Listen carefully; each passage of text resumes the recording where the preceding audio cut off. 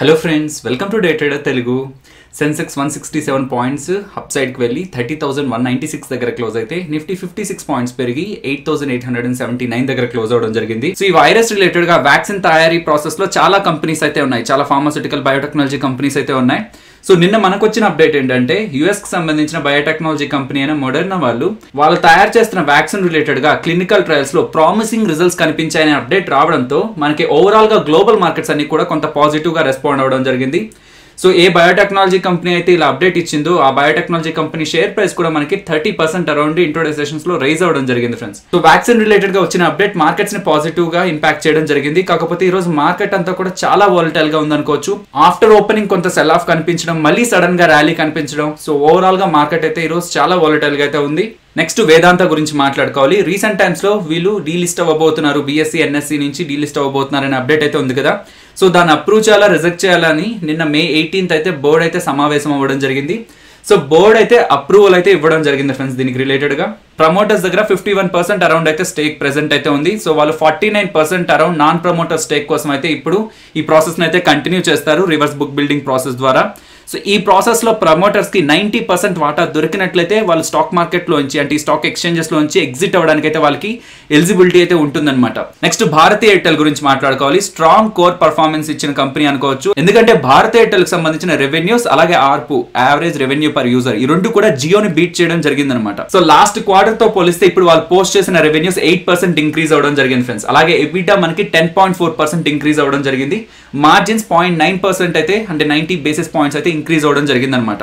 So ఇక్కడ అన్నిటికంటే ఎక్కువ ఫోకస్డ్ గా మాట్లాడుకోవాల్సింది ఆర్పు గురించి, యావరేజ్ రెవెన్యూ పర్ యూజర్ దగ్గర నుంచి. అంటే సో ఒక టెలికాం కంపెనీకి కోట్లలో సబ్స్క్రైబర్స్ ఉంటారు కదా, కానీ అందరూ రీఛార్జ్ చేయాలని రూల్ లేదు. కొంతమంది ఎక్కువ రీఛార్జ్ చేస్తారు, కొంతమంది తక్కువ రీఛార్జ్ చేస్తారు. సో ఈ ఆర్పు, యావరేజ్ రెవెన్యూ పర్ యూజర్ అంటే యావరేజ్ గా ఒక్కొక్క సబ్స్క్రైబర్ దగ్గర నుంచి ఆ టెలికాం కంపెనీకి ఎంత వస్తుందని ఈసారి వీళ్ళు రిపోర్ట్ చేసిన ARPU, average revenue per user 154 rupees అనమాట. జియో వాళ్ళ రిజల్ట్స్ లో వాళ్ళు అనౌన్స్ చేసిన ఆర్పు అయితే 128.4 ఫ్రెండ్స్. సో జియో సబ్స్క్రైబర్స్ దగ్గర నుంచి యావరేజ్ గా జియోకి 128.4 రూపీస్ వస్తుంటే ఎయిర్టెల్ సబ్స్క్రైబర్స్ దగ్గర నుంచి ఎయిర్టెల్ కి యావరేజ్ గా 154 రూపీస్ వస్తుంది అనమాట. సో ఇది ఎక్స్పెక్టేషన్స్ అయితే బీట్ చేయడం జరిగింది ఫ్రెండ్స్. కాకపోతే నేను జియో రిజల్ట్స్ మాట్లాడుతున్నప్పుడే చెప్పాను కదా, డిసెంబర్ లో టెలికాం కంపెనీస్ టారిఫ్ ని హైక్ చేయడం జరిగింది. సో రేట్లను అయితే పెంచడం జరిగింది. అది మనకి ఇప్పుడు దీంట్లో ఇంక్లూడ్ అవడం జరిగింది అనమాట. ఇది ఇలా ఉంచితే కాన్ఫరెన్స్ కాల్లో మేనేజ్మెంట్ అయితే చాలా స్ట్రాంగ్ కామెంటరీ ఇవ్వడం జరిగింది అనమాట. షార్ట్ టర్మ్ లోనే ఈ ఆర్పు, యావరేజ్ రెవెన్యూ పర్ యూజర్ ఇప్పుడున్న 154 దగ్గర నుంచి 200 వరకు వెళ్ళిపోతుంది అండ్ దాని తర్వాత 300 వరకు వెళ్తుందని ఒక స్ట్రాంగ్ కామెంటరీ అయితే ఇవ్వడం జరిగింది ఫ్రెండ్స్. ఈ యావరేజ్ రెవెన్యూ పర్ యూజర్ అనేది చాలా చాలా ఇంపార్టెంట్ అనమాట.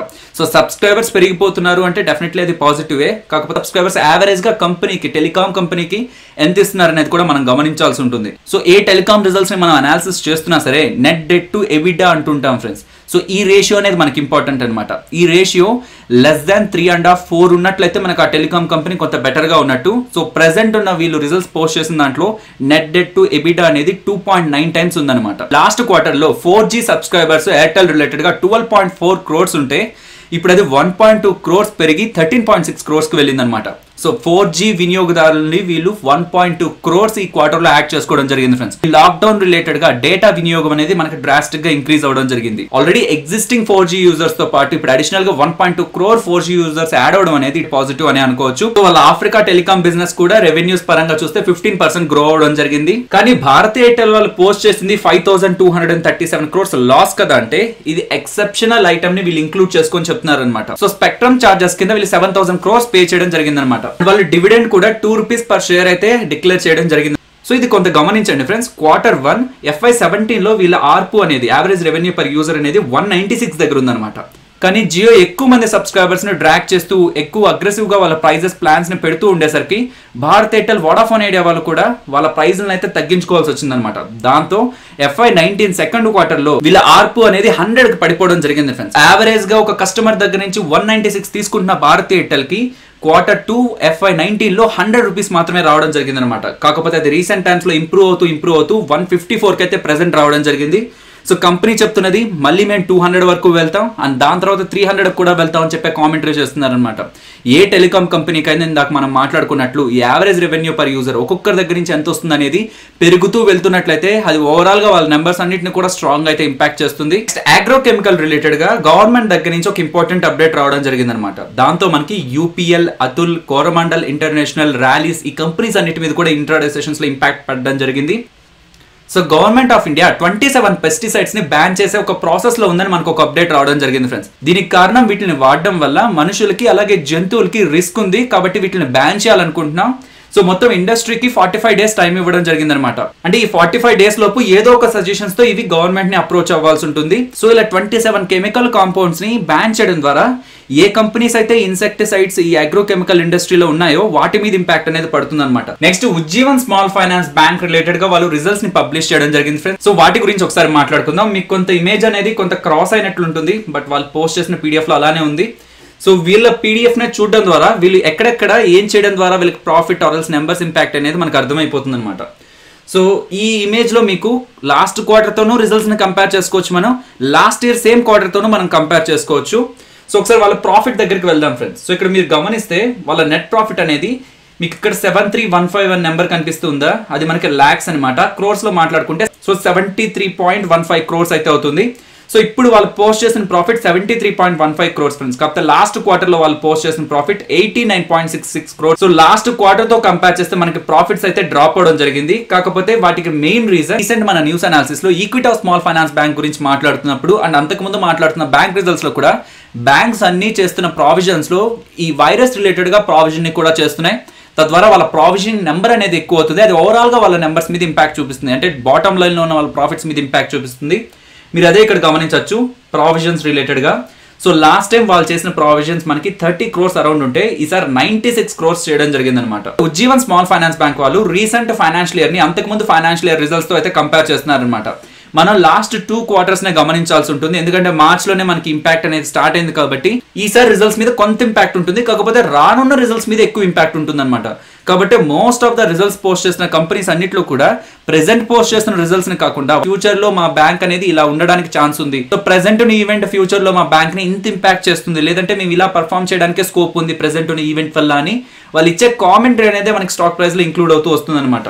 సో అసెట్ క్వాలిటీ గురించి మాట్లాడుకుందాం. Gross and net non performing assets చూసినట్లయితే లాస్ట్ క్వార్టర్ లో గ్రాస్ నాన్ పర్ఫార్మింగ్ అసెట్స్ 0.95% ఉందన్నమాట.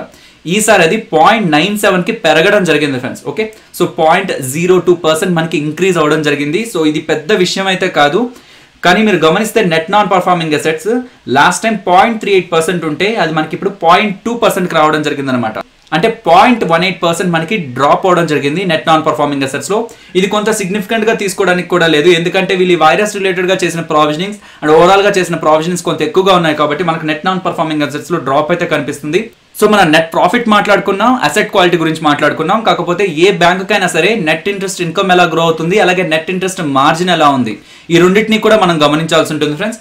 ఈసారి వీళ్ళు పోస్ట్ చేసిన రిజల్ట్స్ లో వీళ్ళ నెట్ ఇంట్రెస్ట్ ఇన్కమ్ అనేది 466 క్రోర్స్ అని పోస్ట్ చేయడం జరిగింది అనమాట. సో వాళ్ళది రీసెంట్ క్వార్టర్ తో కంపేర్ చేయట్లేదు, లాస్ట్ ఇయర్ సేమ్ క్వార్టర్ తో కంపేర్ చేస్తున్నారు అనమాట. అలా కంపేర్ చేసినప్పుడు మనకి 46% ఇంక్రీజ్ కనిపించింది. ఇయర్ ఆన్ ఇయర్ లో కంపేర్ చేసినప్పుడు 46% పెరగడం జరిగింది. అలాగే నెట్ ఇంట్రెస్ట్ మార్జిన్ చూస్తే 11.2% ఉంది friends. Last time same quarter లో 10.8 ఉందన్నమాట. ఎన్ఐ అంటే సింపుల్ గానే అర్థమైపోతుంది, బ్యాంక్స్ ఎవరికైతే వడ్డీలకు ఇచ్చుంటాయో ఆ వడ్డీల ద్వారా బ్యాంక్ ఎంత సంపాదించిందని. నెట్ ఇంట్రెస్ట్ మార్జిన్ అంటే ఆ బ్యాంక్ ఎంత మార్జిన్ ఉందని. సో సింపుల్ గా చెప్పాలంటే అనుకుందాం, బ్యాంక్ కస్టమర్స్ దగ్గర నుంచి అండ్ అదర్ రూట్స్ నుంచి కొంత డబ్బులు రేస్ చేస్తుంది అనుకుందాం. ఆ రేస్ చేసిన డబ్బులకు గాను బ్యాంక్ 10% ఇంట్రెస్ట్ పే చేస్తూ ఉండాలనుకుందాం. ఇలా బ్యాంక్ దగ్గర ఉన్న డబ్బుల్ని బ్యాంక్ వేరే వాళ్ళకి 20% కి ఒకవేళ వడ్డీకి ఇచ్చింది అనుకుంటే, సో బ్యాంక్ ఏమో 10% పే చేయాలి తన దగ్గర ఉన్న డబ్బులకి, కానీ బ్యాంకుకు 20% వస్తుంది కదా. సో ఇక్కడ మార్జిన్ 10% అవుతుంది అనమాట. కానీ ఇది most of the private banks or public sector banks లో ఇంత మార్జిన్స్ అనేవి అంత ఈజీగా కనిపించవు.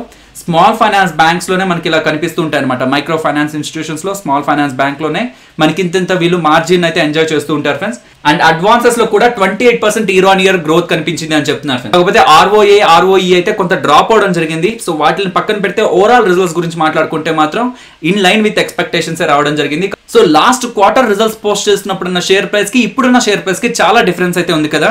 సో అది ఈ రిజల్ట్స్ లో ఇంపాక్ట్ కనిపిస్తుందని కాదు మనకి షేర్ ప్రైస్ డ్రాప్ అయింది. నెక్స్ట్ క్వార్టర్స్ అంటే నెక్స్ట్ కమింగ్ 2 quarters లో మనకి రియల్ ఇంపాక్ట్ అనేది కనిపిస్తుంది అనమాట. ఎందుకంటే వీళ్ళు ఇప్పటి వరకు పోస్ట్ చేస్తూ వచ్చింది జనవరి, ఫిబ్రవరి, మార్చ్ రిలేటెడ్ రిజల్ట్స్. కాకపోతే మనం చూడాల్సింది ఏప్రిల్, మే, జూన్, జూలై, ఆగస్టు, సెప్టెంబర్ ఈ 2 quarters రిజల్ట్స్ లోనే మనకి most of the banks and financial institutions అన్ని కూడా ఇంపాక్ట్ అవుతాయి. కాబట్టి స్టాక్ మార్కెట్ ఎప్పుడు కూడా ఫ్యూచర్ ని ప్రెసెంట్ ఉన్న కరెంట్ మార్కెట్ ప్రైస్ నుంచి డిస్కౌంట్ చేస్తుంది కాబట్టి మనకి స్టాక్ ప్రైస్ అయితే డౌన్ లో అయితే ఉంది friends. And next Bajaj finance results గురించి మాట్లాడుకుందాం ఫ్రెండ్స్. సో వీళ్ళ రిజల్ట్స్ కూడా మనకి ప్రావిజన్స్ ద్వారానే ఇంపాక్ట్ అవడం జరిగింది. సో ఒకసారి నెంబర్స్ చూస్తే ఓవరాల్ ప్రాఫిట్ చూస్తే సో 948 crores వీళ్ళు ప్రాఫిట్ అయితే పోస్ట్ చేయడం జరిగింది అనమాట. కాకపోతే లాస్ట్ క్వార్టర్ ఏమో 1614 crores అయితే వాళ్ళు ప్రాఫిట్ అయితే పోస్ట్ చేయడం జరిగింది. And last year same quarter లో 1176 crores అయితే వాళ్ళు ప్రాఫిట్ అయితే పోస్ట్ చేయడం జరిగింది ఫ్రెండ్స్. ఇప్పటి వరకు మనం మాట్లాడుకున్న most of the banks and ఇందాక మాట్లాడుకున్న ఉజ్జీవన్ స్మాల్ ఫైనాన్స్ బ్యాంక్ లో కూడా ప్రాఫిట్ ఇంపాక్ట్ అవడానికి మెయిన్ రీజన్ వీళ్ళు చేసిన ప్రావిజనింగ్సే. సో ఇక్కడ మీరు గమనిస్తే 1953 crores impairment on financial instruments. So 1953 crores వీళ్ళు ప్రావిజనింగ్ చేయడం జరిగింది అనమాట. కాకపోతే లాస్ట్ క్వార్టర్ లో వీళ్ళు చేసిన ప్రావిజనింగ్ ఎంత 830 crores మాత్రమే. లాస్ట్ ఇయర్ సేమ్ క్వార్టర్ లో 409 crores మాత్రమే. సో ఇది నార్మల్ ప్రావిజనింగ్ అయితే కాదు. ఆర్బీఐ రూల్స్ ప్రకారం ఏ ఫైనాన్షియల్ ఇన్స్టిట్యూషన్ అయితే వాళ్ళ కస్టమర్స్ కి మొరటోరియం బెనిఫిట్స్ ని పాస్ చేస్తుంటుందో అలా పాస్ చేసిన వాటిల్లోంచి టోటల్ లోంచి 10% అనేది వీళ్ళు ప్రావిజనింగ్ అనేది చేయాల్సి ఉంటుంది. కాకపోతే మోస్ట్ ఆఫ్ ద బ్యాంక్స్ అన్ని కూడా ఈ 10% కంటే కొంత ఎక్కువగానే చేస్తున్నాయి అనమాట. ఎందుకంటే ఇంపాక్ట్ ఇంకా కొంత హెవీగా ఉండడానికి ఛాన్స్ ఉంటుంది కాబట్టి. సో ఈ 1953 crores లో 900 crores అనేది ఈ వైరస్ రిలేటెడ్ గా చేసిన ప్రావిజనింగ్ అనమాట. సో ఇలా ప్రావిజనింగ్ పెరగడం ద్వారా ఇది మనకి ఓవరాల్ నెట్ ప్రాఫిట్ అయితే ఇంపాక్ట్ చూపించడం జరిగింది ఫ్రెండ్స్. సో ఇందాక మీకు టెలికాం బిజినెస్ గురించి మీ రిజల్ట్స్ చూసినప్పుడు ఎలాగైతే నెట్ డెట్ టు ఎబిటా ఈ రేషియో చూడాలని చెప్తున్నానో, బజాజ్ ఫైనాన్స్ గురించి చూసినప్పుడు మనం అసెట్ అండర్ మేనేజ్మెంట్ AUM ఎలా గ్రో అవుతుంది అనేది కూడా మనం చూడాలన్నమాట. వీళ్ళు ఇయర్ ఆన్ ఇయర్ లో మనకి గ్రోత్ అయితే చూపిస్తున్నారు 27%. కాకపోతే లాస్ట్ క్వార్టర్ చాలా మంచి గ్రోత్ అనేది మనకి బజాజ్ ఫైనాన్స్ AUM లో అయితే కనిపించడం జరిగింది అనమాట. ఓవరాల్ బజాజ్ ఫైనాన్స్ రిజల్ట్స్ లో నెట్ ఇంట్రెస్ట్ ఇన్కమ్ NIIs అయితే కొంత స్ట్రాంగ్ గా వచ్చాయి అనుకోవచ్చు. సో ఈసారి వాళ్ళు పోస్ట్ చేసిన NII నెట్ ఇంట్రెస్ట్ ఇన్కమ్ అయితే 4459 crores అనమాట. కాకపోతే లాస్ట్ ఇయర్ సేమ్ క్వార్టర్ లో వాళ్ళు NIIs గా వాళ్ళు పోస్ట్ చేసిన నెంబర్ 3239 crores. సో ఇదైతే కొంత పాజిటివ్ గా అనుకోవచ్చు. అండ్ ఓవరాల్ రిజల్ట్స్ కూడా సర్ప్రైజింగ్ నెగిటివ్ ఫ్యాక్టర్ అయితే ఏదీ లేదు. అండ్ షేర్ ప్రైస్ అనేది ఆల్రెడీ మనకి డిస్కౌంట్ అయ్యి 2000 అరౌండ్ లెవెల్స్ కి అయితే ఈ రీసెంట్ టైమ్స్ లో రావడం జరిగింది. మేనేజ్మెంట్ ఆన్సర్ చేసే కాన్ఫరెన్స్ కాల్ లో మేనేజ్మెంట్ ఏం మాట్లాడుతుంది నెక్స్ట్ రానున్న క్వార్టర్స్ గురించి అనేది మనం ఇంపార్టెంట్ గా గమనించాల్సి ఉంటుంది. Next Nifty, bank Nifty support and resistance మాట్లాడుకుంటే ఇది మనం ఎగ్జాక్ట్ గా నిన్న మాట్లాడుకున్న levels friends. So opening positive గా అయితే 8870 అబవ్ ఓపెన్ అయినట్లయితే నేను రెసిస్టెన్స్ గా 9014 గమనిస్తున్నానని చెప్పాను. సో ఇది కొత్త లెవెల్ అయితే కాదు, రీసెంట్ డేస్ నుంచి కూడా మనం ఇదే లెవెల్ మాట్లాడుకుంటున్నాం. సో 9040, 9120, 9250 ఈ లెవెల్స్ అయితే మనం ఇంపార్టెంట్ సపోర్ట్ అండ్ రెసిస్టెన్స్ గా గమనిస్తున్నాం అనమాట. సో ఈ రోజు ఓపెనింగ్ స్ట్రాంగ్ గా అయింది. అండ్ టాప్ సైడ్ కి వెళ్లే ప్రయత్నంలో మనకి 9020 వరకు వెళ్ళి అక్కడి నుంచి మనకి ఫాలో అవడం జరిగింది అనమాట. సో ప్రెసెంట్ క్లోజింగ్ అనేది 8870 దగ్గర అవ్వడం జరిగింది ఫ్రెండ్స్. సో 8879 అరౌండ్ అయితే అయింది. సో నెక్స్ట్ ఓపెనింగ్ అనేది దీని అబోవ్ అయినట్లయితే నెక్స్ట్ మళ్ళీ మనం ఇదే రెసిస్టెన్స్ గా గమనిస్తాం. ఒకవేళ ఈ లెవెల్ బిలో అయినట్లయితే 8870 ఇమీడియట్ గా రెసిస్టెన్స్ అవుతుంది ఫ్రెండ్స్. అండ్ సపోర్ట్ అయితే ప్రెసెంట్ ఉన్న లెవెల్ చాలా ఇంపార్టెంట్ లెవెల్. ఈ లెవెల్ కూడా బ్రేక్ అయ్యి డౌన్ సైడ్ కి వెళ్తూ ఉంటే నేను ఇంపార్టెంట్ గా 8720 సపోర్ట్ గా అయితే గమనిస్తున్నాను. And bank Nifty so support immediate గా 17,280 అండ్ అది బ్రేక్ అయితే 16,300 అండ్ రెసిస్టెన్స్ ఇమీడియట్ గా 18,060 అంటే 18,000 పైన సస్టైన్ అవ్వడం ఇంపార్టెంట్ అనమాట. అండ్ అది కూడా బ్రేక్ అయి టాప్ సైడ్ కి వెళ్తుంటే 18,800 నేను రెసిస్టెన్స్ గా అయితే గమనిస్తున్నాను. సో ఆప్షన్ చైన్ మాట్లాడుకుంటే కాల్స్ దగ్గర మనకి ఎక్కడైతే పాజిటివ్ గా డేటా బిల్డ్ అవుతూ ఉంటుందో, నెంబర్ ఎక్కడైతే ఎక్కువగా ఉంటుందో పాజిటివ్ గా, అది మనకి కాల్ సైడ్ ఉంటే రెసిస్టెన్స్ అవుతుంది, పుట్ సైడ్ ఉంటే సపోర్ట్ అవుతుంది అనమాట. సో ఇక్కడ చెప్పండి కాల్ సైడ్ మనకి ఎక్కడ డేటా ఎక్కువగా మీకు కనిపిస్తుంది. సో ఇక్కడ మీకు కనిపిస్తున్న data overall open interest friends. Okay, so మనకి ఫస్ట్ నుంచి ఉన్న డేటా అంతా కూడా ఇక్కడ కనిపిస్తూ ఉంటుంది. ఇదైతే ఈ రోజు ఇంట్రాడేలో చేంజ్ అయిన డేటా అనమాట.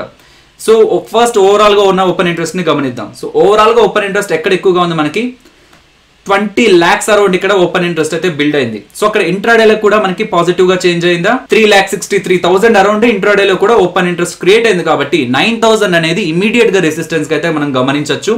అండ్ సపోర్ట్ మాట్లాడుకుంటే ఇక్కడ మీరు గమనించండి 8,900 కంటే పైకి వెళ్ళదు అనుకునే వాళ్ళకంటే కూడా 8,900 కంటే పైనే ఉంటుంది అనుకునే వాళ్ళ స్ట్రెంత్ అయితే మనకు కనిపిస్తుంది అనమాట. సో నెక్స్ట్ ఇంట్రాడే సెషన్స్ లో మనకి 8,900 కంటే పైకి ఒకవేళ నిఫ్టీ వచ్చి ట్రేడ్ అవుతున్నట్లయితే 8,900 అనేది ఇంపార్టెంట్ సపోర్ట్ అవుతుంది ఫ్రెండ్స్ ఆప్షన్ చైన్ పరంగా. ఇక్కడంతా మీరు గమనించండి ఎక్కడ ఓపెన్ ఇంట్రెస్ట్ మనకి ఓవరాల్ ఓపెన్ ఇంట్రెస్ట్ హెవీగా ఉంది 8,800 దగ్గర. ఒక్కసారి అక్కడ ఇంట్రాడేలో కూడా పాజిటివ్ గా చేంజ్ అయిందా లేదో చూస్తే ఇంట్రాడేలో మనకి 4,40,000 అరౌండ్ ఓపెన్ ఇంట్రెస్ట్ అయితే క్రియేట్ అయింది అనమాట. సో ఇక్కడ నుంచి ఫాలో అవుతుంటే 8,800 అనేది ఆప్షన్ చైన్ ప్రకారం మనం సపోర్ట్ గా అయితే గమనించవచ్చు. ఫైనలీ ఇది ఫ్రెండ్స్ మన వీడియో నచ్చిందా? సో నచ్చినట్టయితే లైక్ చేయండి ఫ్రెండ్స్. అండ్ ఈ వీడియో మన వాళ్ళకి యూజ్ అవుతుంది అనుకుంటే తప్పకుండా షేర్ చేయండి.